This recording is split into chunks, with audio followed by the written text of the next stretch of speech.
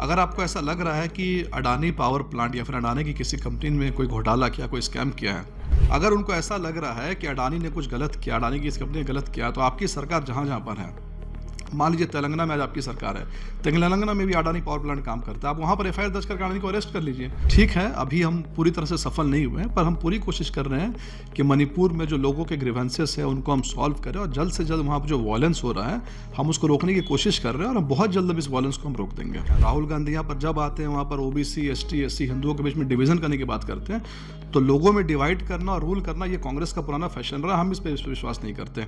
हमारा एजेंडा बिल्कुल साफ है, सबका साथ सबका विकास, उसको लेकर के चलते हैं।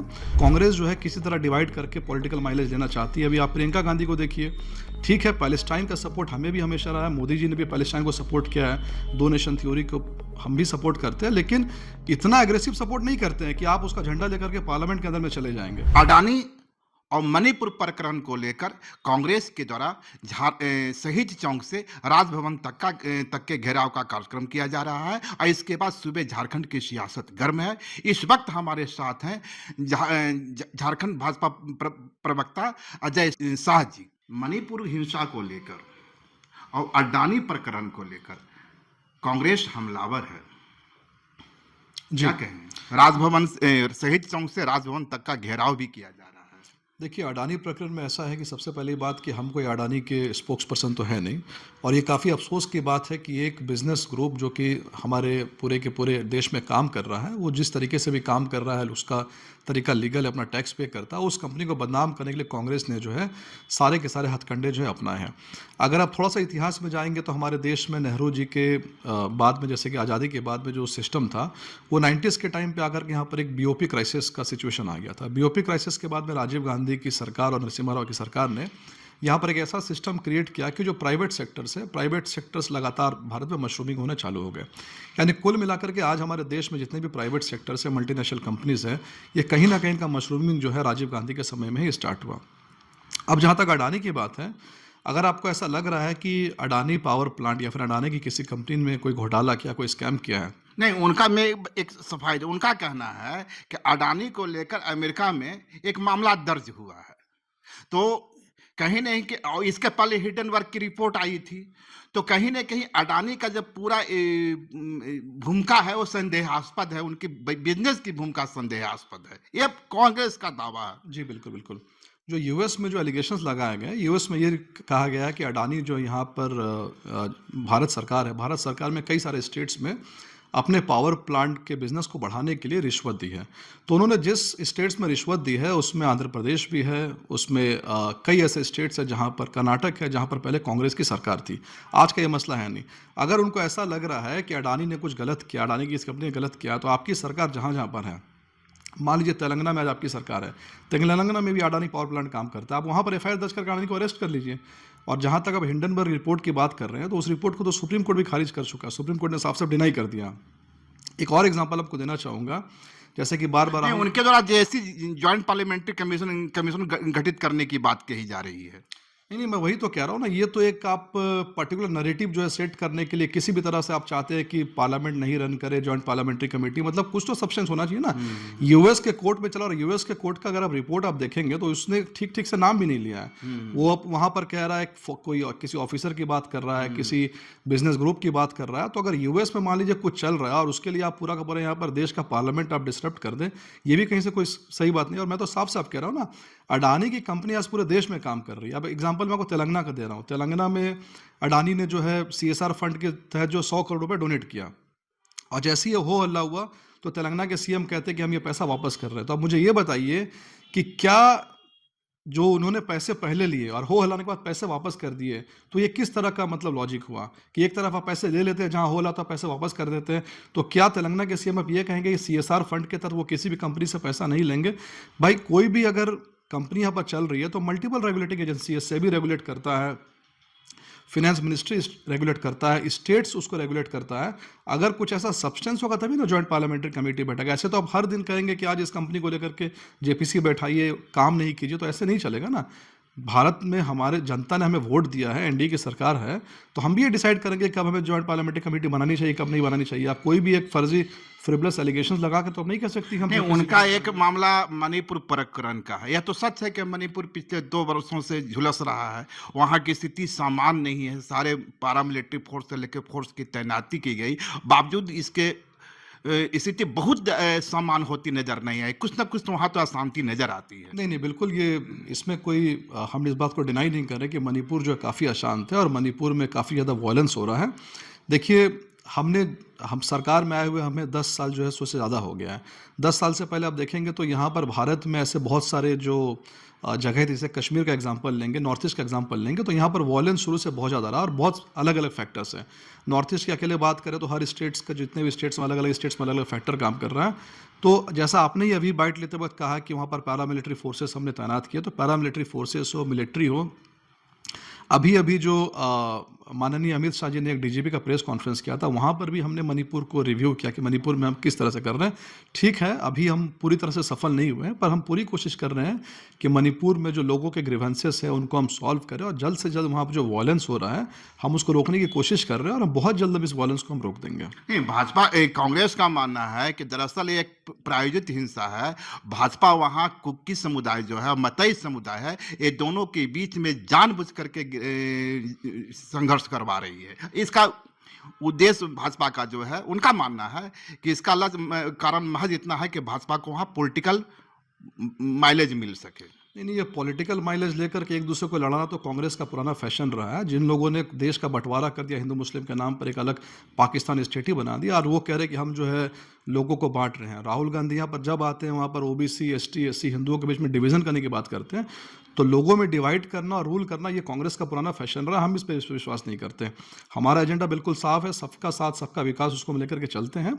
और वहाँ पर जो कुकी और मैतीस के बीच में जो संघर्ष चल रहा है या फिर जो डिवीज़न है, वो आज का डिवीज़न नहीं है। वो डिवीज़न इवन जो प्री इंडिपेंडेंस का डिवीज़न। और नॉर्थ ईस्ट का अगर आप डेमोग्राफी देखेंगे तो नॉर्थ ईस्ट में ट्राइबल्स में अलग अलग ग्रुप्स हैं, आप क्रिश्चियनिटी देखेंगे, क्रिश्चियंस में अलग अलग ग्रुप्स हैं, तो वहाँ के फैक्टर्स बहुत ही अलग है। और ये एलिगेशन लगाना कि हम वहाँ पर पॉलिटिकल माइलेज के लिए ये कर रहे हैं, ये कहीं से भी सही नहीं है। उल्टा जो हम कांग्रेस के ऊपर ये इल्ज़ाम लगाते हैं कि कांग्रेस जो है किसी तरह डिवाइड करके पॉलिटिकल माइलेज लेना चाहती है। अभी आप प्रियंका गांधी को देखिए, ठीक है, पैलेस्टाइन का सपोर्ट हमें भी हमेशा रहा है, मोदी जी ने भी पैलेस्टाइन को सपोर्ट किया है, 2 नेशन थ्योरी को हम भी सपोर्ट करते हैं, लेकिन इतना एग्रेसिव सपोर्ट नहीं करते हैं कि आप उसका झंडा लेकर के पार्लियामेंट के अंदर में चले जाएंगे। मान लीजिए हम आज यूएस हमारा जो है फ्रेंडली कंट्री माना जाता है, तो क्या हम यूएस का झंडा लेकर पार्लियामेंट में घूमना शुरू करेंगे? प्रियंका गांधी जो बैग लेकर के चली गई पार्लियामेंट, मैं तो उसको झंडे की संख्या देता हूँ। पैलेस्टाइन का झंडा लेकर के पार्लियामेंट में घुस रहे हैं और यहाँ पर आप हम पे इल्जाम लगा रहे हैं कि हम जो डिवाइड कर रहे हैं। फिलिस्तीन का समर्थन तो अटल बिहारी वाजपेयी भी नहीं, भी मैंने तो ये करते कहा थे। और फिलिस्तीन और झारखंड का जो दोस्ती है वो बहुत पुराना है। एक बिल्कुल बिल्कुल, और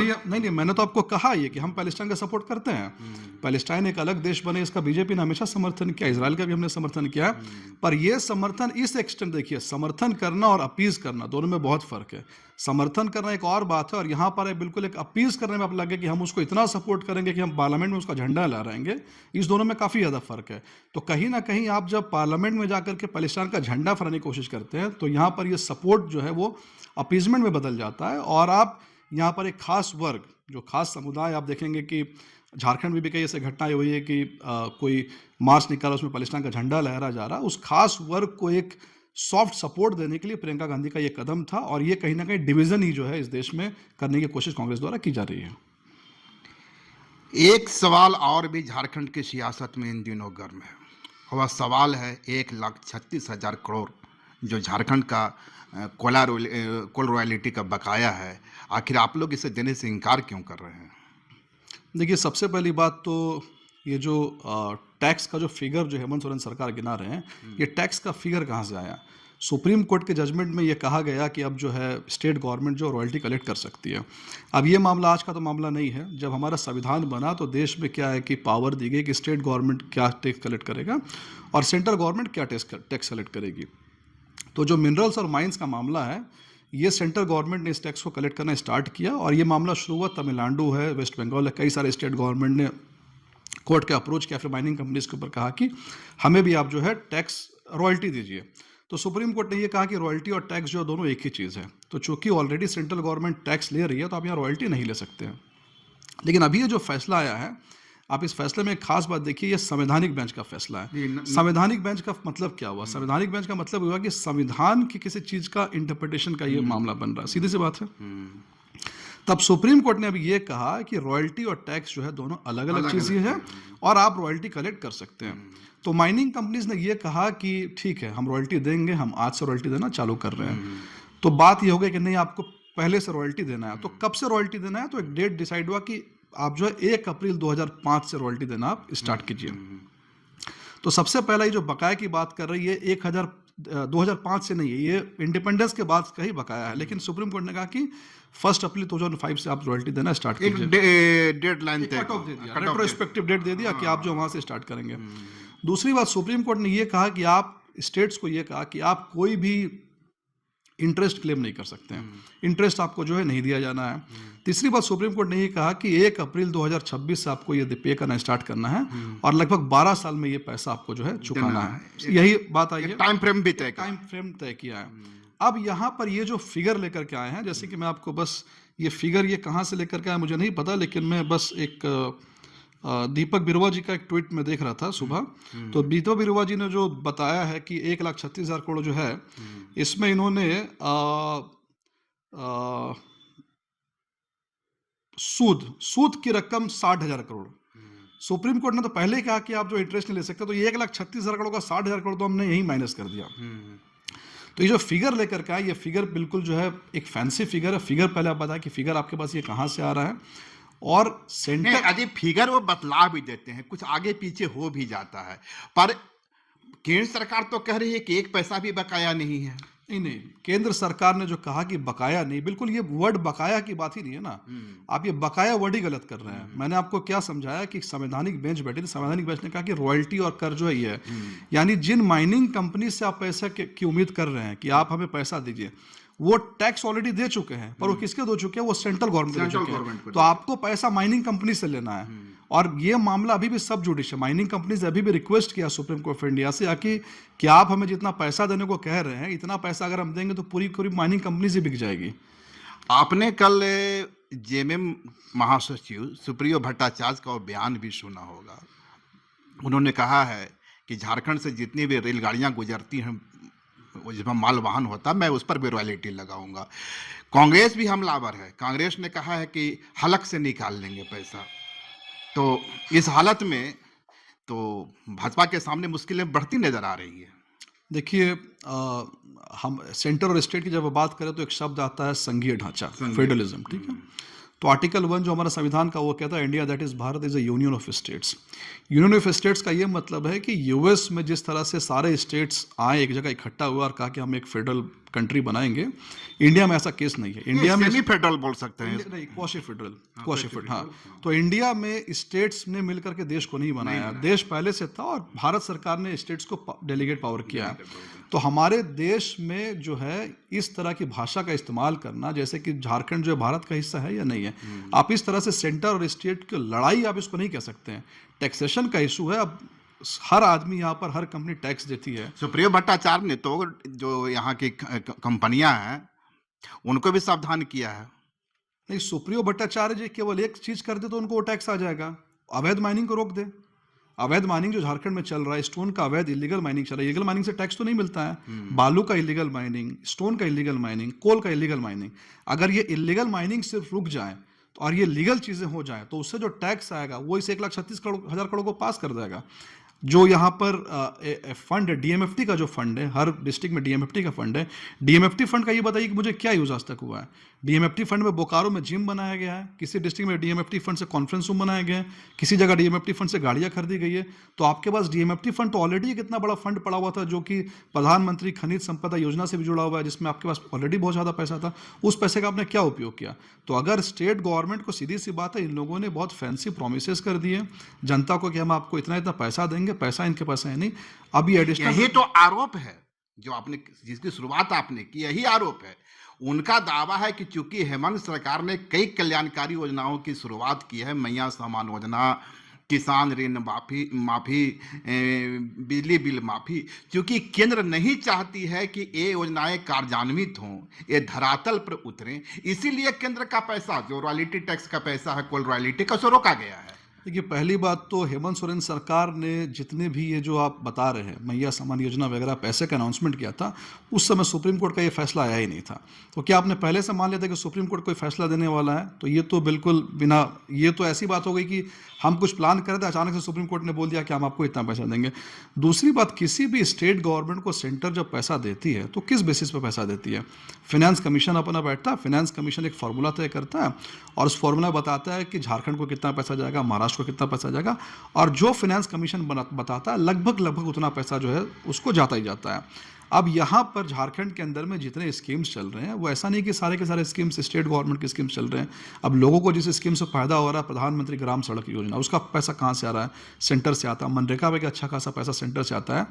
ये अपने फेलियर को दबाने के लिए, चूंकि उनको मालूम है कि इन्होंने प्रोमिसेस बहुत कर दिया, अब इसको हम नहीं कर पाएंगे, तो इसका ठीकरा खा पड़ो। तो ठीकरा फोड़ने के लिए सेंट्रल गवर्नमेंट का सर ढूंढ रहे हैं, ताकि बता सके नहीं नहीं हम तो इसलिए नहीं दे पाएंगे क्योंकि सेंट्रल गवर्नमेंट ने हमें जो है सपोर्ट नहीं किया। सेंट्रल गवर्नमेंट सपोर्ट करेगी। सेंट्रल गवर्नमेंट ने झारखंड को, जैसा कि अमित शाह जी ने कहा था, यूपीए सरकार ने जितना झारखंड को दिया था उसके 3-4 गुना पैसा जो है अकेले मोदी सरकार ने झारखंड को दिया है, और अच्छा पैसा इनको आ रहा है। मैं तो यही कह रहा हूँ कि आप जो पैसे सेंटर से आ रहे हैं या फिर जो स्टेट का रेवेन्यू, उसका मिसयूज ही अगर आप रोक दें, अच्छे तरह से इफिशिएंटली अगर आप उसको चलाएं, तो ही आपके पास इतना पैसा आ जाएगा कि आपको सेंटर के भरोसे हो सकता है रहना भी ना पड़े। तो ये थे हमारे साथ भाजपा प्रदेश प्रवक्ता अजय शाह जी, जिनका साफ मानना है कि अडानी प्रकरण पर कांग्रेस महज एक पॉलिटिक्स कर रही है। वो एक देश के दूसरे घरानों की तरह, औद्योगिक घरानों की तरह, वह भी एक घराना है। और जहाँ तक रही बकाये पैसे की बात, कुल राशि की भुगतान की बात, तो उसकी एक निश्चित प्रक्रिया है। सुप्रीम कोर्ट का जो दिशा निर्देश है उसके अनुरूप आगे की कार्रवाई की जाएगी।